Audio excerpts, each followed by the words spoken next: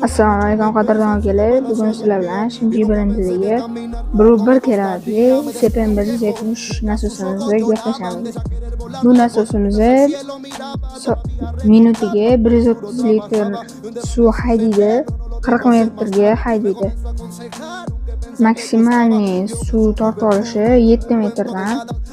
Bu nasosimiz 3000 оборотga 220 vattda ishlaydi. 50 ot kuchiga ega. Bu nasosimizning kirishi 32 talik bo'lib, chiqishi 25 talik. Sifatli nasosimiz.